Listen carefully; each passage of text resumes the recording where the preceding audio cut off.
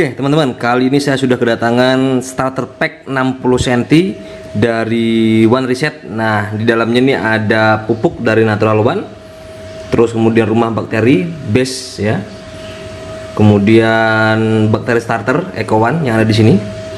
Dan ini akan saya gunakan untuk tank nih 60 cm. Yuk kita set up dulu. Oke, pertama-tama kita masukin bakteri starternya. Nah, harus rata nggak bang? Bebas. Oke, cukup. Lalu kita masukin rumah bakteri. Nah, fungsinya rumah bakteri ini untuk apa sih? Rumah bakteri ya namanya juga rumah ya, pasti tempat kumpulnya bakteri, rumahnya si bakteri itu. Jadi dia hidup di situ. Apakah wajib? Ya sebenarnya sunnah ya, atau dipakai bagus, nggak dipakai masih memungkinkan, nggak masalah.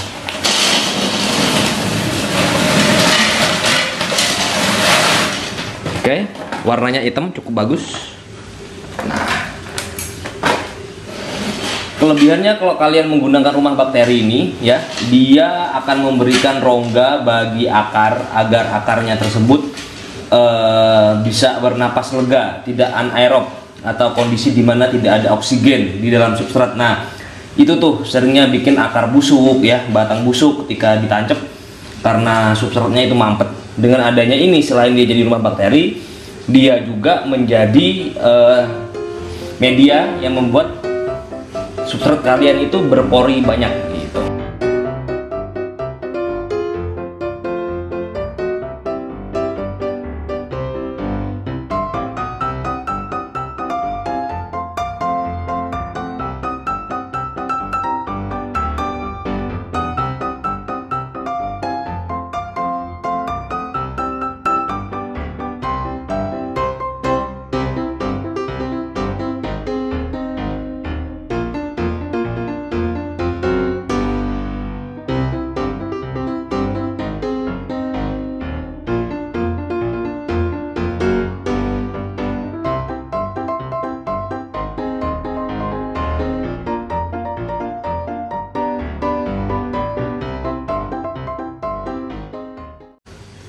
Oke, baik teman-teman, kita udah selesai melakukan setting ya di sini ya. Jadi saya tidak menerima mentah-mentah hardscape ini ya, tapi sedikit saya modifikasi, saya beri batu sana sini, oke.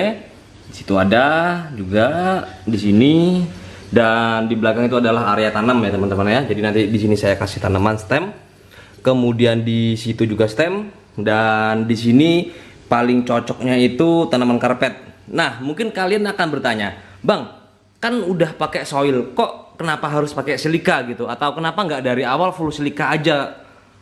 Kalau ujung-ujungnya soilnya bakal ditimpa silika gitu. Jadi begini teman-teman, untuk menjawab pertanyaan kalian. Nah, sifat soil itu bisa memberikan ya buffer pH atau bisa menurunkan pH seperti itu, sehingga dengan adanya soil di bawah ya, itu akan membuat air kalian itu parameternya lebih stabil, pH-nya nggak gampang swing seperti itu.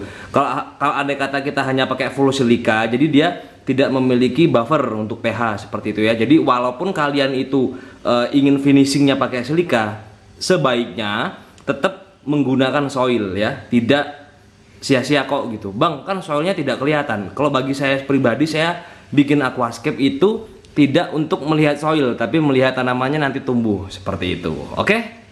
Dan sekarang waktunya kita isi air.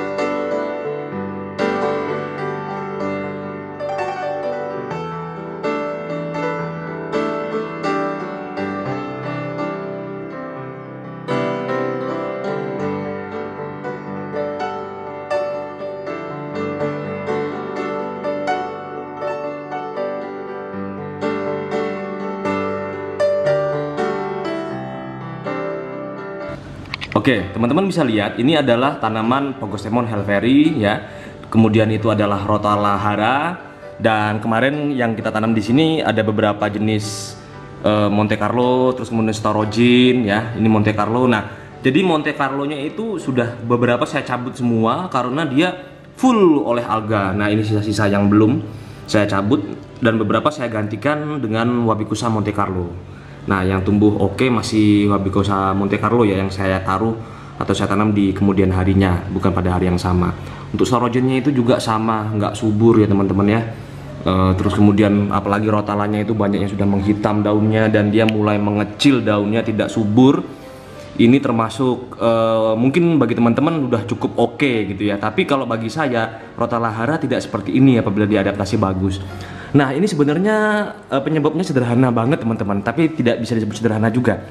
Jadi penyebabnya adalah pada saat itu ya, sekitar umur 10 hari, 11 hari pasca tanam itu aquascape ini itu diganti air oleh karyawan saya dan dia lupa menyalakan kanister ya selama 2 hari. Nah, kemudian baru ketahuan setelah 2 hari karena airnya mulai keruh seperti itu. Nah, di situ airnya saya nyalakan dan 3-4 hari setelahnya itu langsung menghitam semuanya teman-teman.